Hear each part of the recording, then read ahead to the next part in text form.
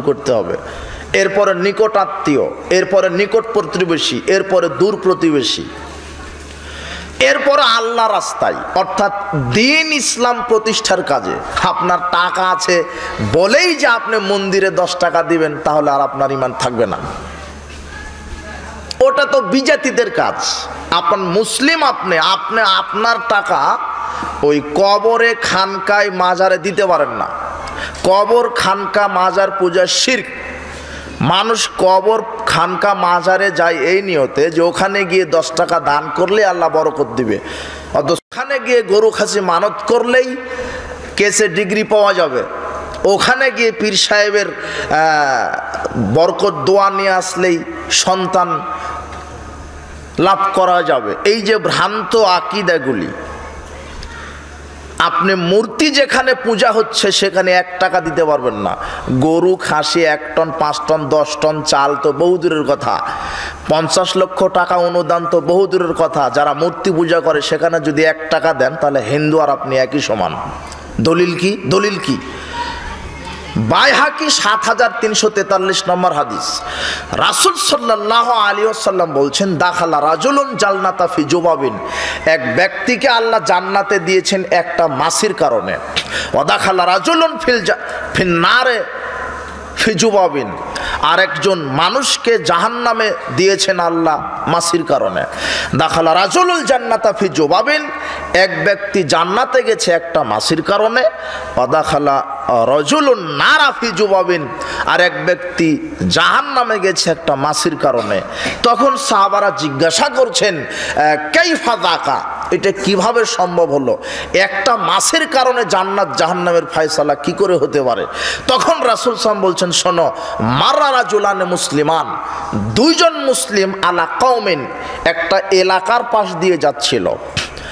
ইয়াকিফুনা লাহুম সানামিন, ওই এলাকার যারা নেতা ছিল তারা একটা মূর্তি খাড়া করেছে। মূর্তি খাড়া করে বলছেন, ফাকালু লাহুমা কাররিবা লি সানামিনা কুরবানান, এই তোমরা 2 জন এই রাস্তা দিয়ে যেতে পারবে না যতক্ষণ না এই মূর্তিকে কিছু কুরবানি না দিবে, যতক্ষণ না এই মূর্তির সামনে কিছু মানত না করবে, যতক্ষণ না এই মূর্তির সামনে কিছু দান না করবে।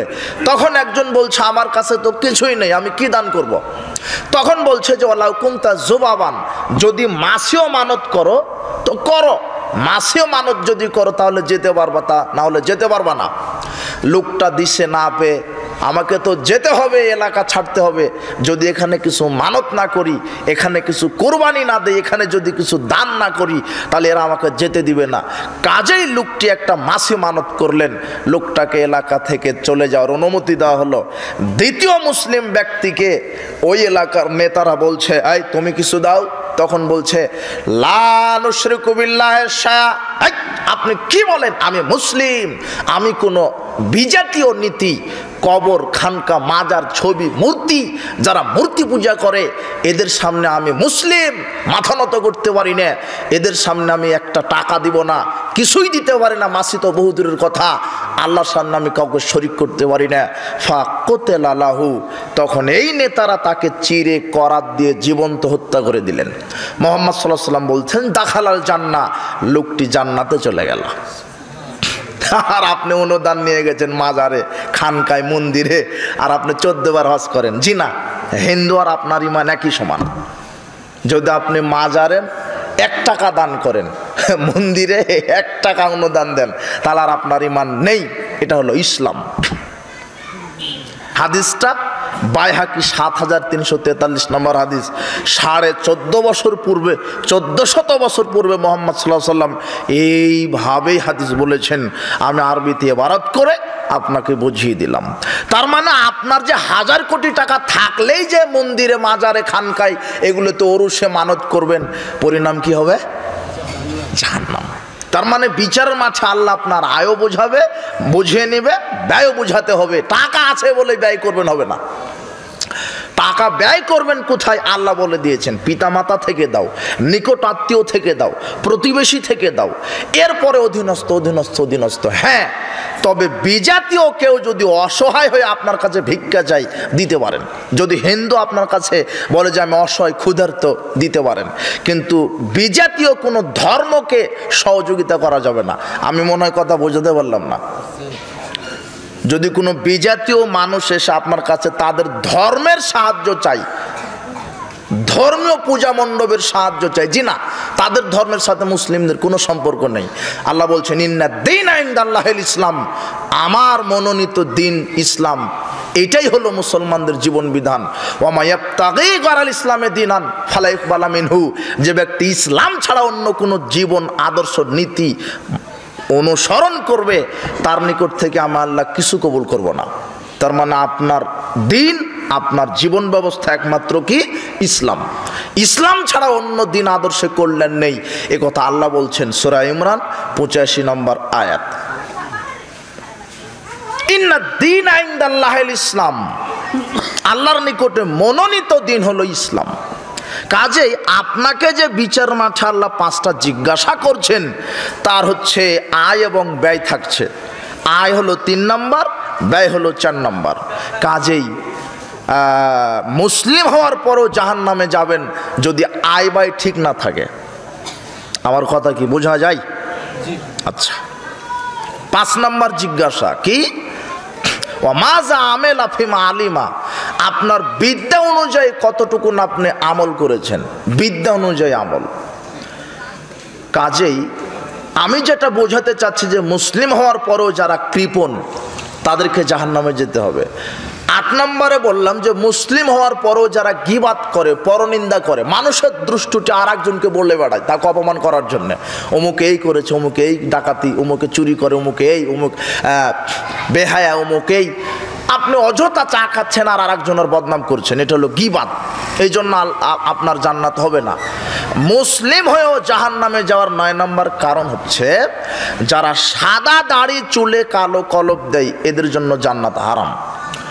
রাসূল সাল্লাল্লাহু আলাইহি ওয়াসাল্লাম বলছেন ইয়াকুনু ফি আখির জামান ইয়াকযিবুনা ফি সাওয়াদি কাহাসিলিল হামাম, শেষ জামানার কিছু মুরব্বীরা বের হবে যারা তাদের সাদা দাড়িকে ওই কবুতরের বুকের যেই পাখনা কালো কুচকুচে কিসমিসে কুচকুচে যে কালো কুচকুচে যেই রং, এই কালো খেজাব যারা ব্যবহার করবে তাদের দাড়ি তাদের চুলে, লা ইয়ারিহুনা রাইহাতাল জান্নাহ, এরা জান্নাতে তো যাবে না, জান্নাতের সুগন্ধিও পাবে না।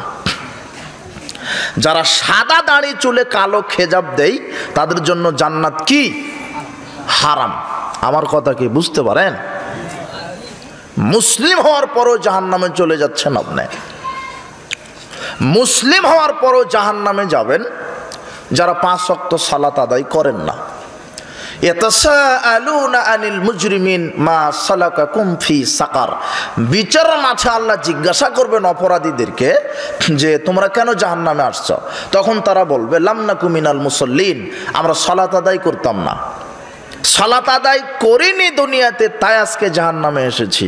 বর্তমান সমাজে সালাত আদায় যারা করে না এদেরকে পাপী মনে করা হয় না, অথচ আল্লাহ বলছেন অপরাধী। মানে সালাত আদায় না করা পাপের কাজ। বলেন তো কিসের কাজ? পাপের কাজ। সালাত আদায় না করাই পাপের কাজ। আমরা শুধু জানি যে মদ খাওয়া পাপের কাজ, আমরা শুধু জানি যে জেনা করা পাপের কাজ, আমরা শুধু জানি যে চুরি করা পাপের কাজ, আমরা শুধু জানি যে সুদ ঘুষ খাওয়া পাপের কাজ। জি না, সুদ ঘুষ চুরি ডাকাতি এই সব পাপ একদিকে থাকবে আর বেনামাজির একদিকে থাকবে। বেনামাজির পাপের ভার বেশি হবে। বেনামাজি সবচাইতে বেশি খারাপ। এ হলো কুকুর বানর শুয়োর, এদের চাইতে বেশি খারাপ হলো বেনামাজি। কাজেই মুসলিম হওয়ার পরও জাহান্নামে চলে যাচ্ছেন।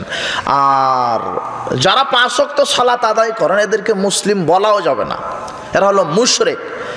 ইবনে মাজার 1080 নম্বর হাদিসে বলছেন মান তারাকা সালাতা ফাকাদ আশরাকা, যে ব্যক্তি সালাত আদায় করে না হলো মুশরিক। আর বিচারের মাঠে আল্লাহ 3 শ্রেণীর মানুষের জন্য সুপারিশ করবেন না। বিচারের মাঠে আল্লাহ মুহাম্মদ সাল্লাল্লাহু আলাইহি ওয়াসাল্লাম 3 শ্রেণীর মানুষের ব্যাপারে সুপারিশ করবেন না। এক, যারা বিদাত করে। রাসূল সাল্লাল্লাহু আলাইহি ওয়াসাল্লাম বলেছেন একভাবে ইবাদত করতে, আপনি করেন আরেকভাবে। রাসূল সাল্লাল্লাহু আলাইহি ওয়াসাল্লাম বলেছেন একভাবে ইবাদত করতে, আপনি করেন আর একভাবে। বেদাত মানে নতুন আবিষ্কার, যেটা মুহাম্মদ সাল্লাল্লাহু আলাইহি ওয়াসাল্লাম করেননি, সেটা করাটাই হলো বিদআত। দুই, যারা মুশরিক, যারা কবর পূজা, খানকা পূজা করে, উসিলা পূজা, পীর পূজা করে, যারা তাবিজ ঝুলাই, যারা মানুষের তৈরি করা দিবসকে মূল্যায়ন করে, এরা হলো মুশরিক। ইসলামে মানুষের তৈরি করা কোনো দিবস নাই, বদর দিবস নাই, উহুদ দিবস নাই, মক্কা দিবস নাই, কিছু নাই। পরবর্তীতে এক শ্রেণীর মানুষ এগুলি আবিষ্কার করেছে। কাজেই যারা মুশরিক তাদের ওপরে, তাদের জন্য সুপারিশ হবে না। তিন, বেনামাজি, বেনামাজির জন্য মুহাম্মদ সাল্লাল্লাহু আলাইহি ওয়াসাল্লাম সুপারিশ করবেন না। কাজেই বেনামাজি যারা সালাত আদায় করেন না, আজকে তওবা করেন, যে কোনো মূল্যে সালাত আদায় করতেই হবে। মুসলিম হওয়ার পরও জাহান্নামে যাবেন, 10টি কারণ বলা হলো। আরও অনেক কারণ আছে, সেটা সময় সাপেক্ষে আলোচনায় জানা যাবে, বুঝতে পারবেন। এখন আপনাদের সামনে যে বিষয়ে কথা বলছি সেটা হলো হালাল হারাম। আল্লাহ সুবহানাহু ওয়া তাআলা বলছেন, ইয়া আইয়ুহান নাস কুলু মিম্মা ফিল আরদি হালালান তাইয়্যিবা, পৃথিবীর মানব মণ্ডলী, তোমরা হালাল এবং পবিত্র জিনিস ভক্ষণ করো। ওয়ালা তাত্তাবিউ খুতুওয়াতিশ শাইতান, শয়তানের পদাঙ্ক অনুসরণ করো না। পৃথিবীর মানব মণ্ডলী, হালাল এবং পবিত্র রুজি রুটি খাও, হালাল এবং পবিত্র রুজি ভক্ষণ করার মাধ্যমে জীবিকা নির্বাহ করো। এই আয়াতের ব্যাখ্যা একটু পরে। আল্লাহ সুবহানাহু ওয়া তাআলা বলছেন, ইয়া আইয়ুহাল্লাযীনা আমানু কুলু মিন তাইয়্যিবাতি মা রাযাকনাকুম, পৃথিবীর বিশ্বাসীগণ, জমিনে আমি যেগুলি রুজি রুটি দিয়েছি তার মধ্যে যেগুলি পবিত্র সেগুলি ভক্ষণ করো। আল্লাহ সুবহানাহু ওয়া তাআলা বলছেন, ইয়া আইয়ুহার রাসূল কুলু মিনাত তাইয়্যিবাত ওয়া আমালু সালিহা, পৃথিবীর নবী রাসূলগণ আমল করার পূর্বে পবিত্র রুজি ভক্ষণ করো। 3টা আয়াত। তার প্রথম আয়াত আল্লাহ সুবহানাহু ওয়া তাআলা সারা পৃথিবীতে যার নাম মানুষ, তাদেরকে বললেন যে জমিনে যেগুলি আমি রিজিক দিয়েছি তার মধ্যে যেগুলি হালাল এবং পবিত্র সেগুলি ভক্ষণ করেন। এখানে একটি কথা, পৃথিবীতে অনেক আল্লাহর দেওয়া রুজি রুটি আছে, অনেক রিজিক আছে, কিন্তু সব রিজিক হালাল নয়। আল্লাহ সুবহানাহু ওয়া তাআলা বলেছেন, শুকর আমি তৈরি করেছি ঠিক আছে, কিন্তু এটা তোমাদের জন্য আমি কি করে দিয়েছি? হারাম। কুকুর, এটা হারাম। আল্লাহ সুবহানাহু ওয়া তাআলারই সৃষ্টি, কিন্তু আল্লাহ মানুষকে এগুলি দিয়েছেন পরীক্ষার জন্য। আল্লাহ বলে দিয়েছেন, সব আল্লাহ দিয়েছেন, সৃষ্টি করেছেন। মদ আল্লাহরই তৈরি করা, কিন্তু আল্লাহ সব কিছু তৈরি করে বলে দিয়েছেন যে এটা হলো হালাল, এটা হলো হারাম। এরপরেও আল্লাহ সুবহানাহু ওয়া তাআলা আরো স্পষ্ট করে বলে দিয়েছেন কি, হালালের মধ্যেও তোমরা যেগুলি পবিত্র সেগুলি খাও। শুধু হালাল হলে হবে না, পবিত্র হতে হবে। এইবারে এটাই হলো আপনার মূল বোঝার কথা। কি আল্লাহ সুবহানাহু ওয়া তাআলা বলছেন, পৃথিবীতে আমি যেগুলি দিয়েছি তার মধ্যে যেগুলি হালাল এবং পবিত্র সেগুলি খাও। হালাল হলেই পবিত্র হয় না। পৃথিবীতে যত হালাল জিনিস সব পবিত্র নয়, কিন্তু প্রত্যেক পবিত্র জিনিসই হালাল। কেমন করে? কিছু দুষ্ত্রুটির কারণে হালাল জিনিসও অপবিত্র হয়ে যায়। আল্লাহ সুবহানাহু ওয়া তাআলা শর্ত দিচ্ছেন কি, ইয়া আইয়ুহার রাসূল কুলু মিনাত তাইয়্যিবাত ওয়া আমালু সালিহা, পৃথিবীর নবী রাসূলগণ তোমরা আমলে সালেহ করার পূর্বে হালাল পবিত্র রুজি ভক্ষণ করো। আমলে সালেহ মানে সৎ আমল, সালাত, সিয়াম, হজ, যাকাত, তাসবিহ তাহলিল, কোরআন মাজিদ, দান খায়রাত, এগুলি হলো আমলে সলেহ, এগুলি হলো আমল, সৎ আমল। তো এই আমল করার পূর্বেই আল্লাহ সুবহানাহু ওয়া তাআলা কি খেতে বললেন? হালাল নয়, পবিত্র, পবিত্র রুজি। শুধু হালাল নয়, হালাল হতে হবে, এক তো ওটা কি হতে হবে? পবিত্র। শুধু হালাল হলে হবে না, পবিত্র হতে হবে।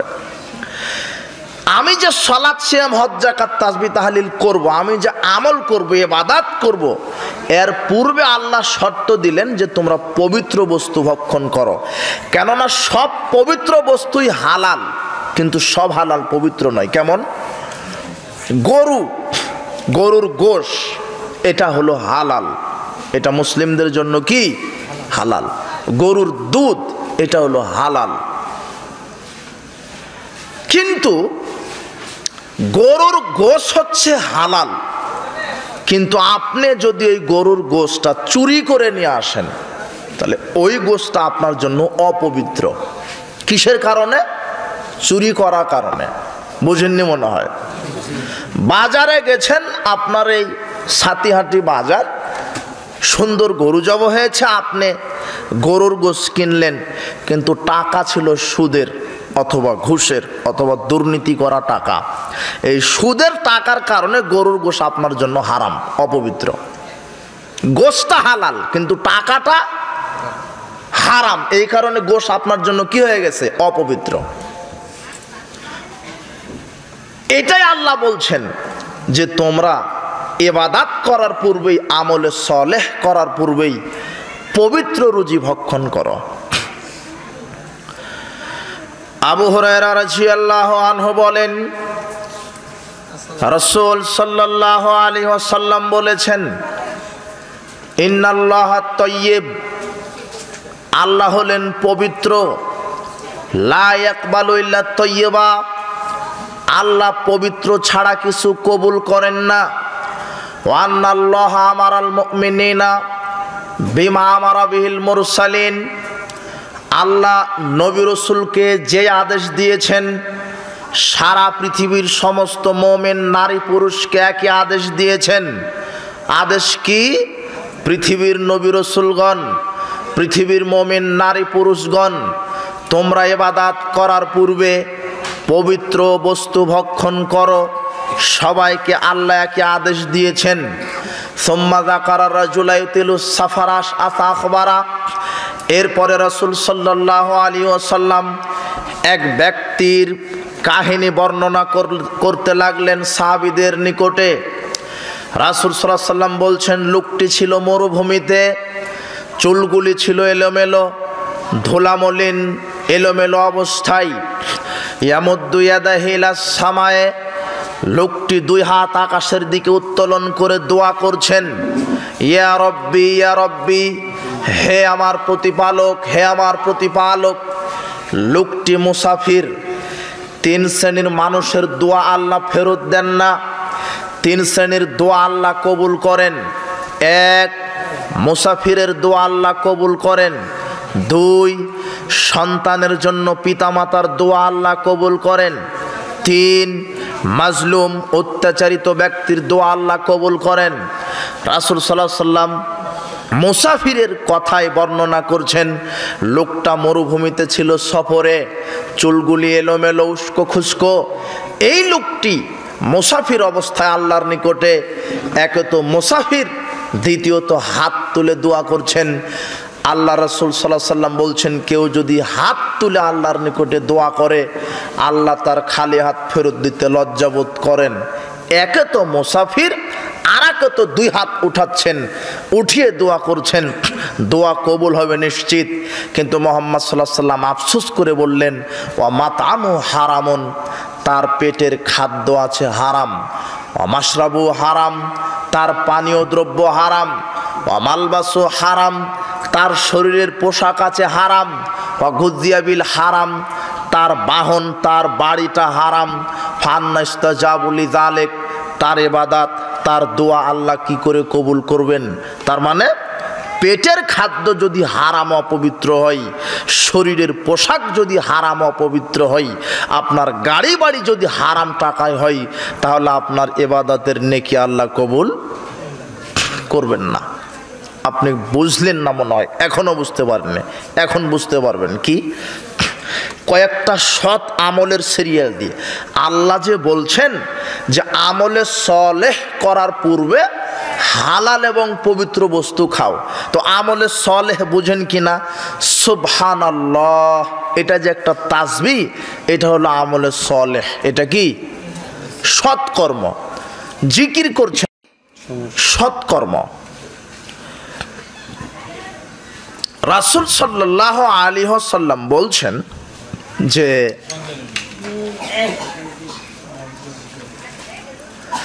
সাহাবীগণ, তোমরা কি দৈনিক এক উহুদ পাহাড় সমান নেকি অর্জন করতে পারবে?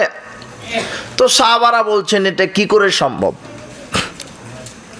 কি কোনো সমস্যা হলো নাকি? রাসূল সাল্লাল্লাহু আলাইহি ওয়াসাল্লাম বলছেন, সাহাবীগণ, তোমরা কি দৈনিক এক উহুদ পাহাড় পরিমাণ নেকি অর্জন করতে পারবে?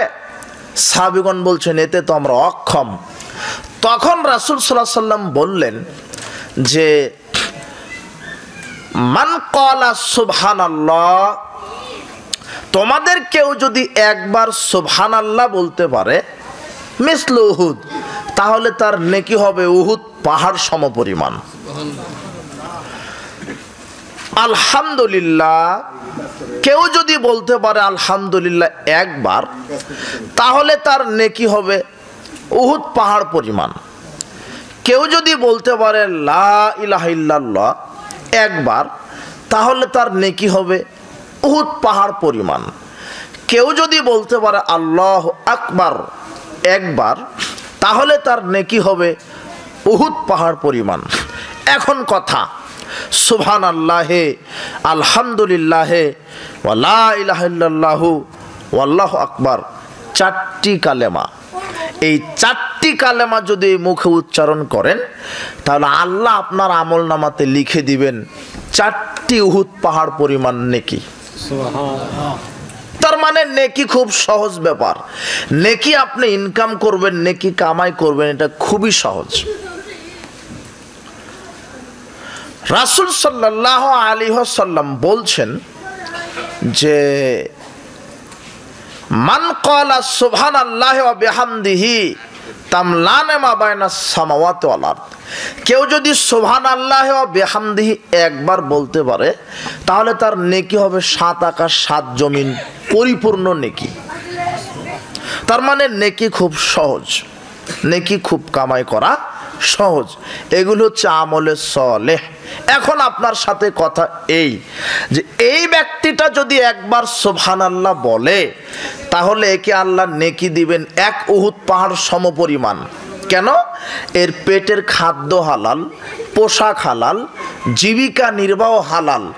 আর আমি যদি সুবহানাল্লাহ বলতে বলতে বমনও করে দেই, আর আমার পেটের খাদ্য যদি হারাম হয়, শরীরের পোশাকটা যদি হারাম হয়, গাড়ি বাড়ি যদি হারাম হয়, তাহলে আমার এক নেকিও হবে না।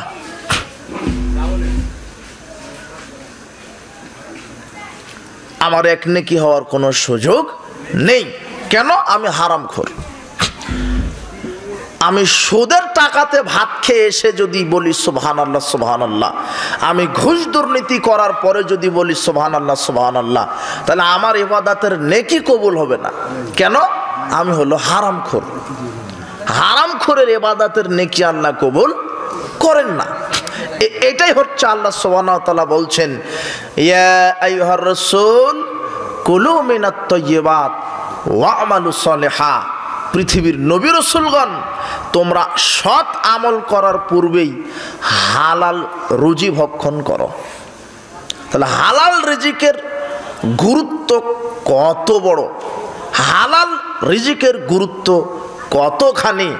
যদি আপনার রিজিকটা যদি হারাম হয়, তাহলে আপনার আর ইবাদতের কোনো নেকি আল্লাহ কবুল করবেন না।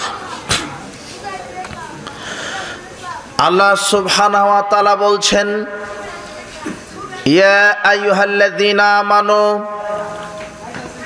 ইন্নামাল খামরু ওয়াল মাইসিরু ওয়াল আনসাবু ওয়াল আজলামু রিজসুম মিন আমালিশ শাইতান।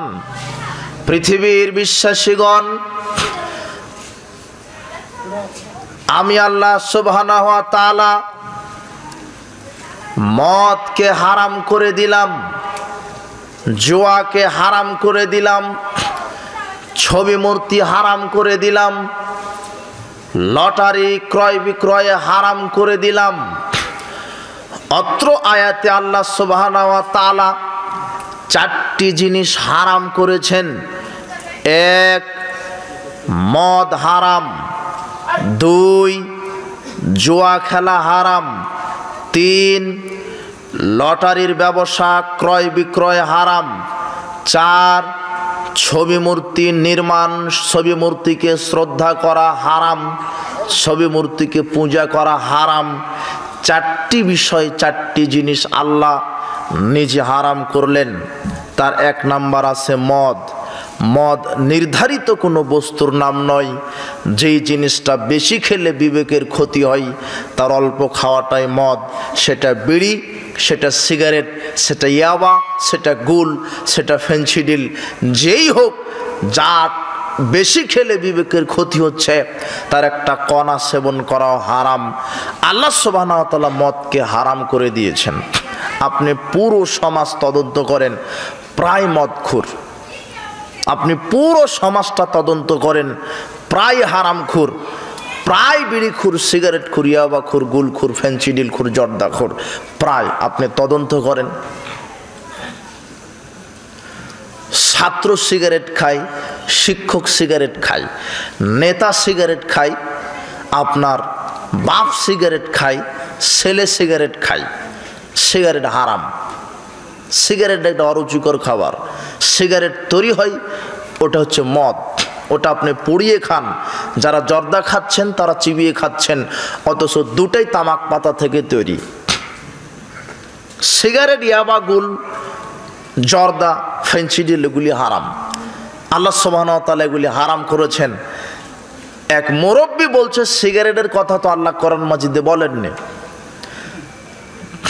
জর্দা যে হারাম এ কথা তো কোরআনে জর্দার কথা লেখা নেই। তো আল্লাহ সুবহানাহু ওয়া তাআলা যদি মদের কথাই কোরআনে লিখতেন তাহলে মদের নাম দিয়েই তো কোরআন 90 পারা হয়ে যেত। আরো কিয়ামত পর্যন্ত কত মদ মানুষ আবিষ্কার করবে। রাসূল সাল্লাল্লাহু আলাইহি ওয়াসাল্লাম বলছেন, ইশরাবান্না নাস মিন উম্মাতিল খামার ইউসাম্মুনা বিগাইরি ইসমিহা। আমার উম্মতেরা মদ পান করবে আর তাদের নাম দিবে ভিন্ন। সেটাই তো আজকে বিড়ি সিগারেট নাম দিয়েছে, অথচ সেটা মদ। মদ খাচ্ছে, নাম দিয়েছে সিগারেট, অথচ সেটা মদ। ওর ভিতরে মাদকতা রয়েছে। আল্লাহ সুবহানাহু ওয়া তাআলা বলছেন, আমি মদ হারাম করে দিলাম। রাসূল সাল্লাল্লাহু আলাইহি ওয়াসাল্লাম বলছেন, মাসকারা কাসিরু ফাকালিলু হারাম। যে জিনিসটা বেশি খেলে বিবেকের ক্ষতি হয় তার কম খাওয়াটাও হারাম। তার মানে আপনি যে জর্দা খাচ্ছেন 2-1 গ্রাম 5 গ্রাম, আপনাকে একসাথে 100 গ্রাম জর্দা খাইয়ে দিলে আপনার বিবেক কাজ করবে না। যেটা বেশি খেলে 100 গ্রাম খাওয়ার কারণে জর্দা এই বিবেক পাগলামি শুরু করে দিল, তার মানে তার একটা দানা খাওয়াটাও কি হারাম। যেটা বেশি খেলে বিবেকের ক্ষতি হয় তার কম খাওয়াটা মুহাম্মদ সাল্লাল্লাহু আলাইহি ওয়াসাল্লাম হারাম করেছেন। তার মানে জর্দা হারাম, সিগারেট, বিড়ি, ইয়াবা এগুলি হারাম। যেটা বেশি খেলে বিবেকের ক্ষতি হচ্ছে তার কম খাওয়াটা হারাম। আব্দুল্লাহ বিন আব্বাস রাদিয়াল্লাহু আনহু বলেন, রাসূল সাল্লাল্লাহু আলাইহি ওয়াসাল্লাম বলেছেন, ইন্নাল্লাহা ইযা হারামা আলা কওমিন আকলা শাই। আল্লাহ সুবহানাহু ওয়া তাআলা যখন কোনো জিনিস কোনো কওমের জন্য খাওয়া হারাম করেন, ফাহাররামা আলাইহিম সামানাহু, তার ব্যবসাকেও হারাম করেন। যেই জিনিসটা খাওয়া হারাম তার ব্যবসা কি হারাম। তার মানে গুল, আলাপাতা, জর্দা, বিড়ি, সিগারেটের ব্যবসা হারাম। আপনার সাটিয়াতি বাজারে দেখেন, সব বাজারে সিগারেট বিক্রি হয়। আমার কথা মনে হয় আমি বুঝাতে পারলাম না। সিগারেট 1 টাকা দিয়ে বিক্রি করে ওই টাকা দিয়ে মাছ কিনে ভাত খেয়ে যদি মসজিদে আসেন ফজরের সালাত আদায় করতে, তাহলে ওই সালাত আর কবুল হবে না। সিগারেট বিক্রি হারাম, জর্দা বিক্রি হারাম, আলাপাতা গুল বিক্রি করা হারাম। রাসূল সাল্লাল্লাহু আলাইহি ওয়াসাল্লাম বলছে যেই জিনিসটা আল্লাহ খাওয়া হারাম করেন তার ব্যবসা করা কি হারাম। কাজেই বিড়ি সিগারেটের ব্যবসা হারাম, এর মূল্য হারাম। দেখেন সমাজে প্রায় হারামখোর, দোয়া কি করে কবুল হবে? সিগারেট খেয়ে মসজিদে যান আর মসজিদ থেকে বের হয়ে সিগারেট খান, এই তো আপনার ইমানের শক্তি। জর্দা দিয়ে পান খেয়ে আপনি মসজিদের ভিতরে আছেন, জর্দা দিয়ে পান খাচ্ছেন মসজিদের ভিতরে, এই তো আপনার ইমানের শক্তি। অথচ এগুলি হারাম, এগুলি মদ। চারটা জিনিস আল্লাহ হারাম করেছেন, তার এক হচ্ছে মদ, দুই জুয়া। জুয়া নির্ধারিত কোনো খেলার নাম নয়, যেই খেলাতেই টাকার হার জিত আছে সেটাই জুয়া খেলা। ক্রিকেট হোক, ফুটবল হোক, ভলিবল হোক, ছক্কা হোক, লুডু হোক, ক্যারাম হোক, তাস হোক, ছড় হোক, যেই হোক, যেটাতে টাকার হার জিত আছে ওটাই জুয়া খেলা। আর যেটাতে শরীর চর্চা নেই, এই ক্যারাম, ছক্কা, লুডু, তাস এগুলি আরও হারাম। কেন? শরীর চর্চা নেই। তবে ক্রিকেট, ফুটবল, ভলিবল শরীর চর্চার জন্য খেলতে পারেন টাকার হার জিত ছাড়াই। যখন টাকার হার জিত হয়ে যাবে তখন সেটা জুয়া হবে, আর সেটাই হবে হারাম। পরিণাম হবে ভয়াবহ, আপনি বিচার মাঠে ক্ষতিগ্রস্তদের অন্তর্ভুক্ত হবেন। আপনি যে টিভিতে খেলা দেখছেন, ক্রিকেট, ফুটবল, এই যে ঘন্টার পর ঘন্টা ওরা খেলছে হারাম আর আপনি দেখছেন হারাম। ওই টিভির ময়দানে বসে থাকা হারাম। কখন? যখন জুয়া খেলা হচ্ছে, যখন গান বাজনা শ্রবণ করা হচ্ছে। ক্রিকেট, ফুটবল, ভলিবল হারাম। তুমি মুসলিম, তুমি এইভাবে জুয়ার আড্ডাতে বসতে পারো না। টিভিতে ক্রিকেট খেলা, ফুটবল খেলা, ভলিবল খেলা এগুলি দেখা হারাম। কেন? ওটা টাকার বিনিময়ে হয়। আর তুমি ঘন্টার পর ঘন্টা বসে আছো এই জোয়ার আড্ডাতে, অথচ 1 মিনিটে সূরা ইখলাস 3 বার পাঠ করা হয়। কতবার? আমি 3 বার পড়ি, আপনি 6 বার পড়তে পারেন। আমার মুখে জড়তা আছে তাই কারণে বলছি যে আমি 3 বার পাঠ করতে পারি 1 মিনিটে, আপনি 6 বার করতে পারেন। মুহাম্মদ সাল্লাল্লাহু আলাইহি ওয়াসাল্লাম বলছেন কেউ যদি সূরা ইখলাসে 1 বার পাঠ করতে পারে তাহলে তার নেকি হলো 10 পারা কোরআন খতমের সমান। তো 3 বার যদি পড়েন তাহলে 1 কোরআন 30 পারা কোরআন খতমের নেকি। আর আপনি ফুটবল অথবা ক্রিকেট টিভিতে চালিয়ে দিয়ে সকাল থেকে দুপুর পর্যন্ত বসে আছেন। কাজে এগুলি জুয়া খেলা। আপনার ছেলেটা ক্যারামের আড্ডাতে আছে, অথচ আপনি মুসলিম, আপনার ছেলে মুসলিমের ঘরেই জন্ম। আপনার ছেলেটা লুডু ছক্কার আড্ডাতে আছে, জুয়ার আড্ডাতে আছে, মদের আড্ডাতে আছে। কাজেই জুয়া খেলা হারাম। রাসূল সাল্লাল্লাহু আলাইহি ওয়াসাল্লাম বলছেন মান লাইবা বিনারদা শির ফাকান্নামা সাবাগা ইয়াদাহু ফিলাহমিল খিনজির ওয়া দামিহি। যে ব্যক্তি জুয়া খেলায় অংশগ্রহণ করে সে তার হাতকে শূকরের গোশতে এবং রক্তে যেন ডুবিয়ে দিল। যে ব্যক্তি জুয়া খেলায় অংশগ্রহণ করে, আর জুয়া খেলা আশ্চর্য খেলা।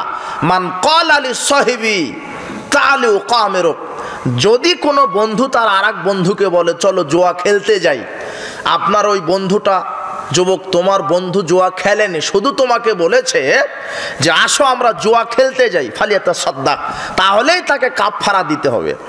শুধু বলে যে যদি চলো জুয়া খেলতে যাই তাহলেই অপরাধ, খেলেইনি জুয়া।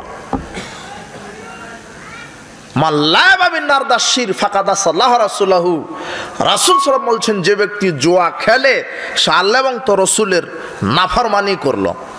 কাজেই জুয়া, এই ক্রিকেট, ফুটবল, তাস, ছক্কা, লুডু, আরও যেগুলি জুয়া আছে এখন তো মোবাইলে ফ্রি ফায়ার, পাবজি, তারপরে ক্যাসিনো, কত হাজার রকমের জুয়া, যেগুলি আপনার ছেলে মেয়ে, আপনি নিজেও আসক্ত হয়েছেন, পরিণাম জাহান্নাম হবে।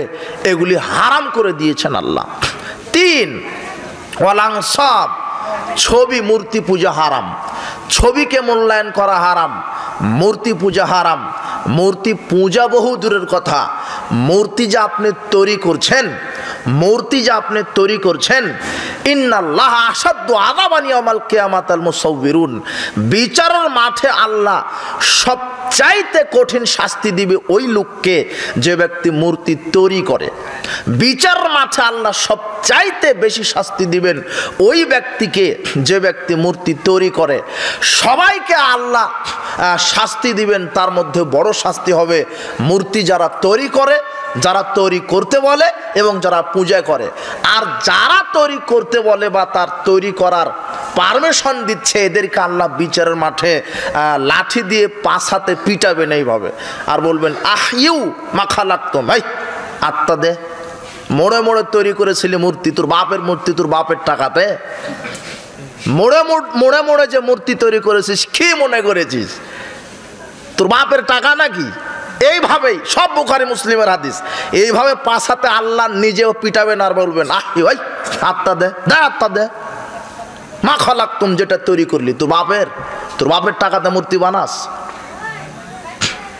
এইভাবে আল্লাহ নিজে পিটাবেন, শেষ পর্যন্ত মূর্তিকেও জাহান্নামে দিবেন, তোমার নেতাকেও জাহান্নামে দিবেন। ওটাই বিচারের মাঠ। সূরা মায়েদা 5 নম্বর সূরা 90 নম্বর আয়াত, আল্লাহ নিজে বলছেন মূর্তি পূজা হারাম। মুসলিম জাতি মূর্তি পূজা করতে পারে না।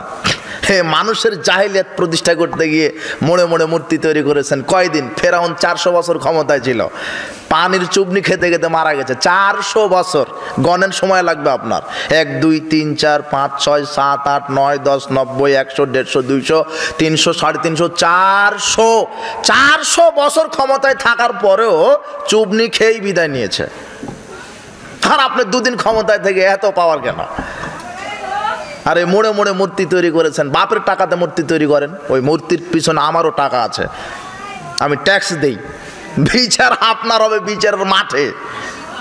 কেউ যদি মূর্তি না ভাঙে তাহলে ইমাম মাহাদি এসে ভাঙবেন, সেদিন তুমি ঠেকায়ও। আল্লাহ সুবহানাহু ওয়া তাআলা নিজে বলছেন আমি মূর্তি হারাম করি, আসনাম মূর্তি হারাম। তো মুসলিম মূর্তি তৈরি করলে কেন? 4 ওয়াল আসলাম, লটারি হারাম, লটারি ক্রয় বিক্রয় হারাম। লটারি 1 টাকাতে 10 টাকাতে যদি লেগে যায় বাড়ি গাড়ি, অথচ হারাম।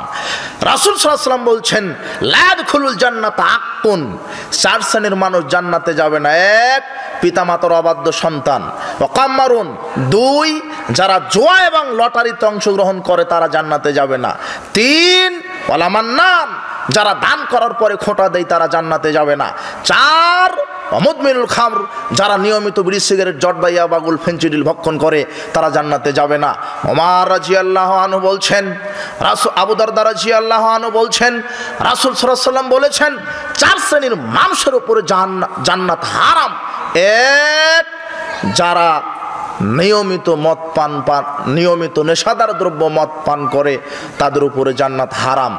2 যারা জুয়া লটারিতে অংশগ্রহণ করে তাদের উপরে জান্নাত হারাম। 3 যারা দান করার পরে খোঁটা দেয় তাদের উপরে জান্নাত হারাম। 4 যারা পিতামাতার অবাধ্য সন্তান তাদের উপরে জান্নাত হারাম। আক্কুন ওয়ালা কাম্মারুন ওয়ালা মান্নান মুদমিনুল খামর, 1 যারা দান করার পরে খোঁটা দেয় তাদের জন্য জান্নাত হারাম। 2 পিতামাতার অবাধ্য সন্তানের উপরে জান্নাত হারাম। 3 জুয়া লটারিতে যারা অংশগ্রহণ করে তাদের উপরে জান্নাত হারাম। 4 পিতামাতার অবাধ্য সন্তানের উপরে জান্নাত হারাম। 4টি জিনিস আল্লাহ অত্র আয়াতে হারাম করে দিয়েছেন। আল্লাহ সুবহানাহু ওয়া তাআলা বলছেন ইয়া আইয়ুহাল্লাযীনা আমানু লা তাকুলুর রিবা আদআফাম মুদাআফাতান, পৃথিবীর বিশ্বাসীগণ আমি চক্রবৃদ্ধি হারে সুদ ভক্ষণ করাকে তোমাদের জন্য হারাম করে দিলাম। সুদ ভক্ষণ হারাম, সুদ খাওয়া হারাম। জাবের রাদিয়াল্লাহু আনহু বলছেন লানা রাসূলুল্লাহ সাল্লাল্লাহু আলাইহি ওয়াসাল্লাম আকিলার রিবা ওয়া মুকিলাহু ওয়া কাতাবাহু ওয়া শাহিদাইহি, সুদ যে দেয়, সুদ যে গ্রহণ করে, সুদের যে লেখক, সুদি ব্যাংকে যে চাকরি করে, এরা সবাই সমান অপরাধী। অপরাধ কি? 1 টাকা সুদের সাথে জড়িত থাকলে তার অপরাধ কি? রাসূল সাল্লাল্লাহু আলাইহি ওয়াসাল্লাম বলছেন দিরহামু রিবা ইয়াকুলহু রাজুলু আলাইয়ামাম ওয়া হুয়া ইয়ালাম আসাদু মিন সিত্তাতি সালাসিনা জিনিয়াতান। কোনো পুরুষ মানুষ যদি 1 টাকা সুদের সাথে জড়িত থাকে তাহলে নিজের মায়ের সাথে 36 বার জেনা করলে যেই পাপ হয় তার চাইতে বেশি পাপ হয়। কি বললাম আর আপনি কি শুনলেন? সমাজে প্রায় সুদখোর, সবাই এনজিওর কাছে দায়বদ্ধ। আপনি তদন্ত করেন, আপনার এই সাতিয়াটি বাজারে যত ব্যবসায়িক প্রায় ব্যাংক থেকে লোন নিয়ে ব্যবসা শুরু করেছে। দেখেন, আপনি তদন্ত করেন। আপনি ঢাকাতে মোটর সাইকেলের শোরুম দিয়েছেন, জুতার শোরুম দিয়েছেন, বড় হাজার কোটি টাকার আপনার এই ইন্ডাস্ট্রি, সব ব্যাংক থেকে লোন। আমায় একটা পেয়েছি ব্যাংকে চাকরি করে, ব্যাংক থেকে 10 কোটি টাকা লোন দিয়েছে, ঢাকা গুলশানে এখন 10 তলা বাড়ি, জামাই একখান পেয়েছি। অথচ আপনার জামাইয়ের জানাজাই নাই শরীয়তে। যার ঋণ আছে তার জানাজা নাই। মুহাম্মদ সাল্লাল্লাহু আলাইহি সাল্লামের সামনে এক জানাজা আনা হলো, রাসূল সাল্লাল্লাহু বলছেন হালমিন দাইনিন, এর কি ঋণ আছে? তো হ্যাঁ, তাহলে জানাজা হবে না, সাধারণ মানুষ পড়াও। কোনো পরহেজগার যারা দোয়া জানে এরা জানাজা পড়বে না, যারা ভালো মানুষ তারা ঋণগ্রস্ত জানাজা পড়বে না। আর আপনি দিন রাত ঋণের উপরে আছেন, ঋণ করে বাড়ি করছেন, ঋণ করে গাড়ি করছেন, ঋণ করে ব্যবসা করেন, আর আপনি সমাজে প্রভাবশালী সেজে আছেন, অথচ আপনার ঋণগ্রস্ত, ব্যাংকের কাছ থেকে সুদে লোন নিয়েছেন, আপনার জানাজাই নাই, অনুমতিই নাই শরীয়তে। দেখেন আপনি ঋণগ্রস্ত ব্যক্তি কয়জন ছাড়া পাবেন? সবাই প্রায় ঋণগ্রস্ত, সুদের সাথে জড়িত। সুদ হারাম, সুদ হারাম। রাসূল সাল্লাল্লাহু আলাইহি ওয়াসাল্লাম বলেছেন যে বানি ইসরাইলগণ বিভক্ত হয়েছিল 72 দলে, আমার উম্মত বিভক্ত হবে 73 দলে। লা ইয়াতি আন্নাল উম্মতি মাতালা বানি ইসরাইল, বানি ইসরাইলের যে অবস্থা হবে আমার উম্মতের একই অবস্থা হবে। এই কথা বললেন হাত্তাইন কানা মিনহুম মান আতা উম্মাহু আলানিয়া, যদি ইহুদি খ্রিস্টান তাদের মায়ের সাথে জেনা করে থাকে, লা কানা উম্মাতে মায়াসনাউ জালেক, তাহলে মুসলিম উম্মতগণ আছে তারাও মায়ের সাথে জেনা করবে। আমি যদি এখন বলি যে মুসলিমরা মায়ের সাথে জেনা করে কিনা, আমি যদি সাফ না বলে আপনি তো বুঝতে পারবেন না। এতদিন শুধু ওয়াজ শুনেন আর চলে যান মাঠ থেকে। এখন আমি বলছি, মুহাম্মদ সাল্লাল্লাহু আলাইহি ওয়াসাল্লাম বলছেন, তিরমিজি 2641 নম্বর হাদিস, ইহুদি খ্রিস্টান তারা যদি মায়ের সাথে জেনা করে তাহলে মুসলমানেরাও মায়ের সাথে জেনা করবে, এ কথা মুহাম্মদ সাল্লাল্লাহু আলাইহি ওয়াসাল্লাম বলছেন। এখন যদি আমি এখানে কথা নিক্ষেপ করে দেই যে মুসলমান যারা তারা কি মায়ের সাথে জেনা করবে, করে, আপনারা সবাই বলবে জি না, প্রশ্নে আসে না, মুসলমানরা মায়ের সাথে জেনা করে না। অথচ যারাই সুদী অর্থনীতির সাথে জড়িত এরাই হলো মায়ের সাথে জেনাকারের মতো পাপী। এখনো বুঝলেন না? এখন একটু বুঝাই। এখন আমার বক্তব্য শোনা বাদ দেন। কাকে বলছি আমি? যে সুদখোর, যে সুদের টাকা লেনদেন করে, ব্যাংকের সাথে সম্পর্ক যার আছে, সুদী কারবার, ওই ব্যক্তিকে বলছি কি, এখন এখান থেকে উঠে গিয়ে নিজের স্ত্রীর সাথে যা করেন নিজের মায়ের সাথে তাই করেন। করতে করতে 36 বার যখন মায়ের সাথে জেনা করা হবে, যেই পাপ হবে 1 টাকা সুদের সাথে জড়িত থাকলে তার চাইতে বেশি পাপ হবে। এখনো বুঝতে পারেননি মনে হয়। বুঝবেন কি করে? বুঝলে তো আর সুদ খাওয়া হবে না।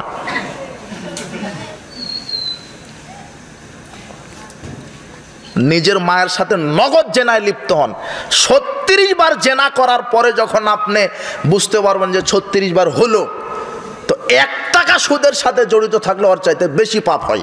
এখনো মনে আমি কথা বোঝাতে পারলাম না।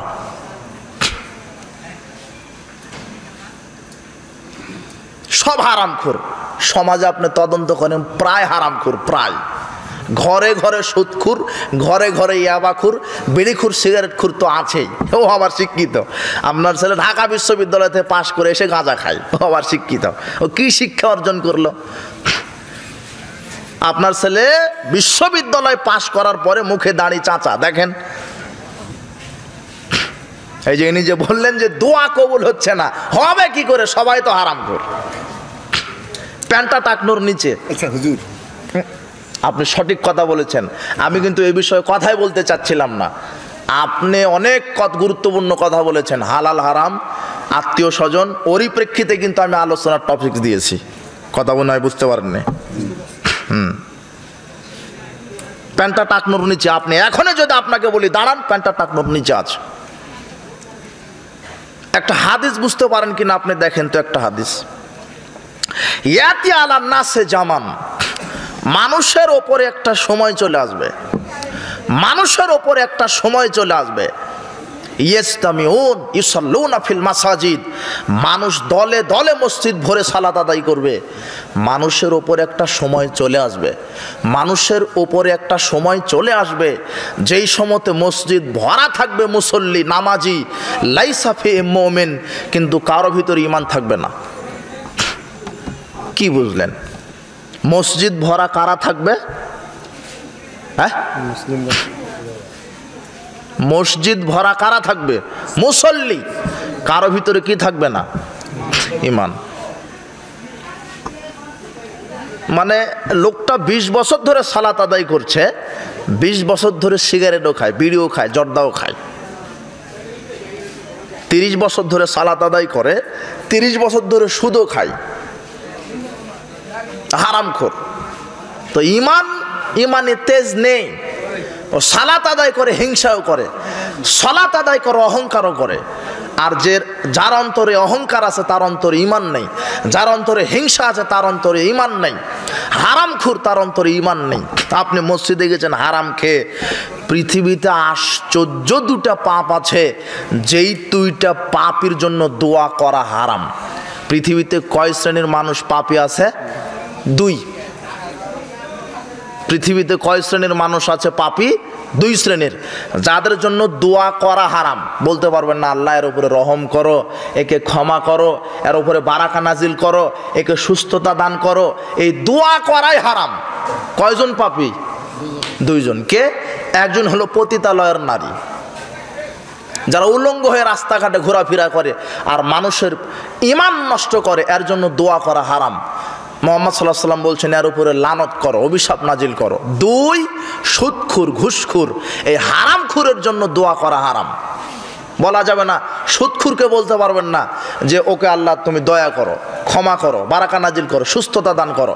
বিড়িখোর, সিগারেটখোর, ইয়াবাখোর, এই হারামখোরের জন্য দোয়া করাই হারাম, বলাই যাবে না। দলিল কি? দলিল সহিহ মুসলিম বাহির করেন 423 নম্বর হাদিস।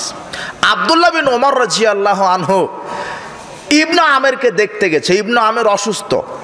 আপনাদের এই এলাকায় বা কোনো আত্মীয় স্বজন অসুস্থ হলে আপনারা দেখতে যান না? বিভিন্ন ফলমূল, টাকা পয়সা নিয়ে দেখে আসেন না? আপনার ফুপু, আপনার চাচা, আপনার চাচি বা যেই হোক অসুস্থ আছেন, আত্মীয় কেউ, ভাই, বোন জামাই, যে হোক অসুস্থ, আপনি দেখতে যান, গিয়ে দোয়া করে আসেন, পরামর্শ দিয়ে আসেন। তো আব্দুল্লাহ বিন ওমর দেখতে গেছে একটা অসুস্থ ব্যক্তিকে, যার নাম ইবনু আমের। দেখতে গেছে, যখন তার রুমে ঢুকলেন, ঢুকার সাথে সাথে ইবনে আমের অসুস্থ ব্যক্তিটি বলছে, আলা তাদউল্লাহ আলী, হে ইবনে ওমর, আমার জন্য একটু আল্লাহর কাছে দোয়া করো, আল্লাহ যেন আমাকে সুস্থতা দান করে, ক্ষমা করে, এভাবে একটু দোয়া করো। তুমি কি একটু দোয়া করবে না? তখন আব্দুল্লাহ বিন ওমর বলছেন, লা তুকবালু সালাতুন বিগাইরে তুহুর, ওযু ছাড়া যেমন সালাত কবুল হয় না, ওয়ালা সাদাকাতুন মিন গুলুল, হারাম মালের দান সদকা আল্লাহ যেমন কবুল করেন না। ও কুনতালাল বাসরা, আর তুমি তো ছিলে এই কালিহাতি থানার এমপি। মানে সে বসরা, এটা বসরা, সেই বসরার তুমি ছিলে তো গভর্নর, মন্ত্রী। এইভাবেই বলছেন আব্দুল্লাহ বিন ওমর, ওয়াকুনতা আলাল বাসরা, আর তুমি তো ছিল বসরার গভর্নর, তুমি তো মন্ত্রী ছিলে। আর মন্ত্রী থাকা অবস্থায় রাষ্ট্রীয় কোষাগার থেকে তুমি হাজার হাজার কোটি টাকা দুর্নীতি করেছো। কাজেই দুর্নীতিবাদের জন্য কোনো দোয়া চলবে না। কি বুঝলেন আপনি? যে হারামখোর, সুদখোর, ঘুষখোর, চোর, ডাকাত, দুর্নীতিবাজ, এর জন্য দোয়া করা হারাম। হাদিস মুসলিম। বলা যাবে না যে হারামখোরকে আল্লাহ তুমি ক্ষমা করো, দয়া করো, রহম নাজিল করো। তবে একটা দোয়া বলতে পারেন যে আল্লাহ তুমি তাকে হেদায়েত দান করো, হেদায়েত দান করো। কিন্তু বলা যাবে না যে আল্লাহ অসুস্থ, সুস্থতা দান করো। দেখেছেন হারামখোর কত বড় অপরাধী, কথা মনে বুঝাতে পারছি না। ইমাম আবু দাউদ কিতাবুজ জুহুদ 13 নম্বর হাদিসটা নিয়ে এসেছে। বানি ইসরায়েল জাতির উপরে আল্লাহ গজব দিয়েছিলেন। গজব থেকে বাঁচার জন্য বানি ইসরায়েলরা আশ্রয় নিয়েছিল মসজিদে। কোথায়? মসজিদ। আল্লাহ সুবহানাহু ওয়া তাআলা নবীর উপর ওহী নাজিল করলেন, ইয়ামলাউ বুতুনাকুম মিনাল হারাম, হে নবী তোমার উম্মতেরা আমার গজব থেকে মসজিদে গেছে বাঁচার জন্য, তাদেরকে বলো তাদের পেটে আছে হারাম খাবার, আমি আল্লাহ তাদের উপরে দ্বিগুণ গজব এখন নাজিল করব। মসজিদে এসে কি করবেন? পেটে যদি সুদের, ঘুষের, চুরি করা, দুর্নীতির টাকা থাকে, আপনি তদন্ত করেন, প্রায় সমাজের প্রায় হারামখোর, কোনো না কোনোভাবে হারামখোর। কেউ সুদের সাথে আছে, কেউ দুর্নীতির সাথে আছে, কেউ ডাকাতি, কেউ চুরি, কেউ মদখোর তো আছে। এমন কোনো বাড়ি পাবেন না যেখানে মদখোর নাই। ওর বাপ খায়, না ওর মাও খায়, না হলে বোন খায়, না হলে বেটি খায়, না হলে বেটা খায়, না হলে ছাত্র খায়, শিক্ষক খায়, কেউ না কেউ খায়, না হলে দাদা খায়, দাদি খায়, কেউ গুল খায়, কেউ আলাপাতা খায়, কেউ জর্দা খায়, কেউ গাঁজা খায়, কেউ হিরোইন খায়, কেউ বিড়ি খায়, কেউ সিগারেট খায়। আছেই একজন শয়তান, আছেই একজন না একজন হারামখোর আছেই পরিবারে। নয় সুদখোর আছে, নয় ঘুষখোর আছে, না দুর্নীতিবাজ। আর এখন ঘরে ঘরে দুর্নীতিবাজ। এদেশের নেতা নেত্রী, আলেম সমাজ, যারা নেতৃত্ব স্থানীয় আছে, তারা যদি একটা হাদিসকে মূল্যায়ন করত, তাহলে এই দেশ থেকে দুর্নীতি বাদ হয়ে যেত। কি হাদিসটা? আবু হুরায়রা রাদিয়াল্লাহু আনহু বলছেন, আহাদা রাজুলুন লিরাসূলিল্লাহ সাল্লাল্লাহু আলাইহি ওয়াসাল্লাম গোলামান ইউকালু লাহু মিদাম। রাসূল সাল্লাল্লাহু আলাইহি ওয়াসাল্লামকে এক ব্যক্তিকে হাদিয়া দেওয়া হলো, রাসূলের খেদমত করবে। ইনাকে এক ব্যক্তিকে হাদিয়া দেওয়া হলো যে ওই ব্যক্তিটা ইনার খেদমত করবে। তার নাম ছিল মিদাম। মেদামটি রাসূল সাল্লাল্লাহু আলাইহি ওয়াসাল্লামের হাওদা ঠিক করছিলেন। অর্থাৎ রাসূল সাল্লাল্লাহু আলাইহি ওয়াসাল্লাম যে উটের বাহনের উপরে বসেন, হাওদা বাহন, সে বাহনটা মুছে দিচ্ছিলেন যাতে বসতে পারে সুন্দরভাবে। মেদাম রাসূলের গোলাম হাওদাটা ঠিক করতে করতে আয়রন, হঠাৎ করে একটা তীর এসে লেগে গেল। ফাকাতালাহু, মেদাম মারা গেলেন। তখন সাহাবীরা বলছেন, বাহ হানিয়ান লাহুল জান্নাহ, বাহ রসুলের খাদেম মারা গেছে, যেহেতু রসুলের খাদেম সে তো কোথায় যাবে? জান্নাতে। বুঝেন আমার কথা? বুঝেন কিছু? রসুলের খাদেম, সাহাবীদের এটা ধারণা যে রসুলের যেহেতু খাদেম, রসুলের কাজ করে, কাজেই এই মেদাম মারা গেল তীরের আঘাতে, লোকটা জান্নাতে যাবে। তখন রাসূল সাল্লাল্লাহু আলাইহি ওয়াসাল্লাম বলছেন, কাল্লা, কখনো নয়, ওয়াল্লাযী নাফসি বিয়াদিহি, সেই সত্তার কসম যেই সত্তার হাতে আমি মুহাম্মাদের আত্মা রয়েছে, ইন্না আখাযাহা ইয়াওমা খায়বার মিনাল মাগানিম লাম তুসবিহাল মাকাসিম, এই আমার এই খাদেম খয়বারের যুদ্ধের দিনে রাষ্ট্রীয় কোষাগার থেকে একটা চাদর আত্মসাৎ করেছিল। লাতাশতাইলু আলাইহি নারান, একটা চাদর আত্মসাৎ করার কারণে জাহান্নামের আগুনে একে ঝলসানো হচ্ছে। ফালাম্মা সামিয়া যালিকান নাস, যখন এই কথার অন্যান্য লোকেরা শুনলো, সর্বনাশ, একটা চাদর রাষ্ট্রীয় কোষাগার থেকে নেওয়ার কারণে যদি জাহান্নামে যাওয়া লাগে, তখন কিছু লোক এসে বলছেন, যা রাসূলুল্লাহ সাল্লাল্লাহু আলাইহি ওয়াসাল্লাম শিরাকিন আও শিরাকাইনে, যা রাজুলুন শিরাকিন আও শিরাকাইনে ইলান নবী সাল্লাল্লাহু আলাইহি ওয়াসাল্লাম। একজন ব্যক্তি রাসূল সাল্লাল্লাহু আলাইহি ওয়াসাল্লামের নিকটে একটা সুতা নিয়ে আসলেন। সুতা, সুতা বুঝেন না?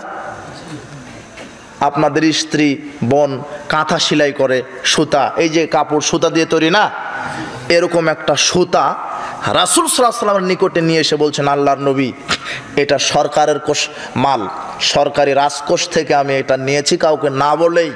তো একটা সুতা যে, একটা যে ফিতা আমি এই যে আত্মসাৎ করেছি, এর কারণে জাহান্নামে যেতে হবে। তখন রাসূল সাল্লাল্লাহু আলাইহি ওয়াসাল্লাম বললেন, শিরাকুম মিন নার আও শিরাকাইনে মিন নার, দুটা সুতা নিলেও জাহান্নামে যাবে, একটা সুতাও দুর্নীতি করলে জাহান্নামে যাবে। তো একটা সুতা যদি দুর্নীতি করার কারণে জাহান্নামে যাওয়া লাগে, তো বাংলাদেশের নেতা নেত্রীর অবস্থা কি হবে? 2 বছর ক্ষমতা না থাকতে লন্ডনে ফ্ল্যাট কিনে গেছে, লন্ডনে ফ্ল্যাট, গুলশানে 10টা বাড়ি, অথচ থাকার জন্য লাগে একটা বাড়ি। দুর্নীতি করলে এত করা লাগে, টাকা খেলেও আর বংশ শেষ করতে পারবে না। হাজার হাজার কোটি টাকা দুর্নীতি করে এরাই বাংলাদেশকে ফতুর করছে। আপনার এই এলাকাতে একটা গরু চোর ধরা পড়েছে, কিন্তু চোর নয়, ও পেটের দায়ে গরুটা চুরি করতে এসেছিল। আপনি এখানে জুতা খুলে ওয়াজ শুনতে বসেছেন, জুতাটা হারিয়ে গেছে, যে চুরি করেছে ও চোর নয়, ও পেটের দায়ে একটা দুটা জুতা চুরি করছে। আপনার এই মসজিদের টিউবওয়েলটা চুরি হয়ে গেছে, ও চোর নয়, ও ছোট চোর, পেটের দায়ে করে। গরু চোর ওর সারা জীবনও গরু চুরি করে 1 কোটি টাকা চুরি করতে পারবে না। কেন? আজকে চুরি করবে, আগামীকাল ধরা পড়তে পারে না। কিন্তু আপনার এই বড় বড় চোর বসে আছে বাংলাদেশের সচিবালয়ে, সেক্রেটারিয়েটে, ইনকাম ট্যাক্স অফিসে, পাসপোর্ট অফিসে, ভিসা অফিসে, এই দাগা কলমের খোঁজা দিয়ে বাংলাদেশের হাজার কোটি টাকা দুর্নীতি করে নিচ্ছে। এরাই হলো দুর্নীতিবাজ, এরাই হলো বড় চোর। আপনি কি বলছেন? যারা রক্ষক হয়ে বসে আছে তারা এখন ভক্ষক। সকালবেলাতে আপনি গেছেন আপনার বেগুন খেতে, বেড়া দিয়েছিলেন, দেখেন তো বেড়ায় বেগুন খায়। বেড়া দিয়েছেন যেন বেগুন ছাগলে খেতে না পারে, দেখছেন যে বেড়ায় খাওয়া শুরু করেছে। দোয়া কবুল হবে? প্যানের আপনার যে টাঙ্কি আছে, ওই টাঙ্কিতে মরা কুকুর পড়ে আছে, আপনার এই সাথে ভালো পানি সাপ্লাই হবে? ভালো পানি পেতে হলে টাঙ্কি পরিষ্কার করতে হবে। আর এই ঘরে ঘরে এখন দুর্নীতিবাজ। এখন আপনি বলছেন শুধু নেতা নেত্রী। হ্যাঁ, আপনি দেখেন, আপনি এই শিক্ষাঙ্গনে যান, মসজিদে যান, দুর্নীতিবাজ বসে আছে, কেশিয়ার টাকা খায় মসজিদের, মাদ্রাসার যিনি হাফেজ উনি টাকা খায়। আর এই যে কাঠমোল্লারা নিয়োগ বাণিজ্য করতে গিয়ে হাজার হাজার কোটি টাকা দুর্নীতি করছে। বিশ্ববিদ্যালয়ের ভিসি বলেন, আপনার এই মাদ্রাসার সুপারিনটেন্ডেন্ট বলেন, যারা মোড়ল আছে এরাই প্রায় দুর্নীতিবাজ। প্রায় দুর্নীতি না করলেই টিকতে পারবে না। যে আল্লাহ জাতিকে বোঝার হেদায়েত দান করুন, সঠিক বোঝার তৌফিক দান করুন, আল্লাহুম্মা আমিন। আমি বোঝাতে যাচ্ছি, একটা সুতা দুর্নীতি করলে যদি জাহান্নাম হয়, তাহলে আপনার এই মসজিদ কমিটির ক্যাশিয়ারের কি হবে, এই হুজুরের কি হবে? আল্লাহ সঠিকটা বোঝার তৌফিক দান করো, আল্লাহুম্মা আমিন। আর ঘরে ঘরে দুর্নীতিবাজ কেন বললাম? বাপ মারা গেছে 10 বছর হলো, 20 বছর হলো, 30 বছর হলো, আপনার বাপ মারা গেছে, এখনো আপনি আপনার বোনকে আপনার বাপের জমি ভাগ করে দেননি। দেখেন আপনি, শরীয়ত কি এরকম নাকি যে বাপ মারা গেছে, আগে আপনি 20 বছর একাই খাবেন, তারপরে বোনকে ভাগ করে দিবেন, তাও অর্ধেক? এরকম না। আপনার বাপের সম্পত্তিতে যে অধিকার আছে, আপনার বোনেরও অধিকার আছে নাকি? আপনি যে আপনার বোনকে জমি বাহির করে দিলেন না, বোনের সম্পদ বিক্রি করে অথবা বোনের সম্পদের উপরে ফসল চাষ করে ওই ফসলের টাকা দিয়ে ভিসা করে হজ করতে গেছেন। হজ কাবা ঘরে আছে, এয়ারপোর্টে আছে, কাবা ঘরে যায়নি। আগে বোনের সম্পত্তি ভাগ করে দেন, আগে আত্মীয়তার সম্পর্ক ঠিক রাখেন। আপনার বক্তব্যেই চলে আসলাম যে আত্মীয়তার সম্পর্ক মেরে খেয়েছেন, আত্মীয়দের সাথে দুর্নীতি করেছেন, ভাইয়ের সাথে সম্পর্ক নেই, ভাইয়ের জমি জায়গা দুর্নীতি করেছেন, বোনকে জমিদারি ফাঁকি দিয়েছেন, আর আপনি হজ করতে চলে গেছেন। মেয়েকে সব লিখে দিয়ে চলে গেছে, ছেলেকে ফাঁকি দিয়েছে। হজ এয়ারপোর্টে আছে, কাবা ঘরে যায়নি।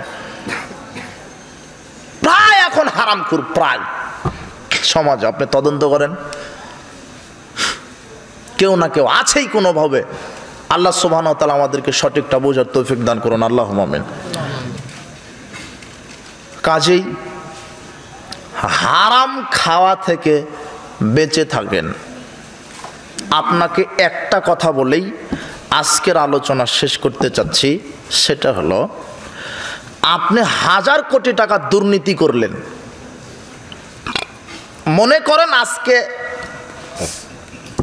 1000 কোটি টাকা দুর্নীতি করলেন, সকালবেলা এই টাকা যে ভক্ষণ করতে পারবেন এই গ্যারান্টি কি আছে?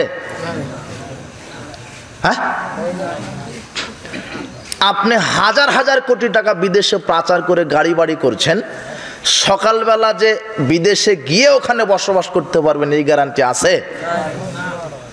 কিন্তু 1000 কোটি টাকা যে দুর্নীতি করলেন, অথবা 1 কোটি টাকা সুদের ব্যবসা করলেন বা ঘুষ খেলেন, রাতারাতি ঘুষ খেয়ে সত্যকে মিথ্যায় পরিণত করে দিলেন, ঘুষ খেলেন 50 লক্ষ টাকা, কিন্তু এই 50 লক্ষ টাকা আগামীকাল ভোগ করতে পারবেন এই গ্যারান্টি আছে?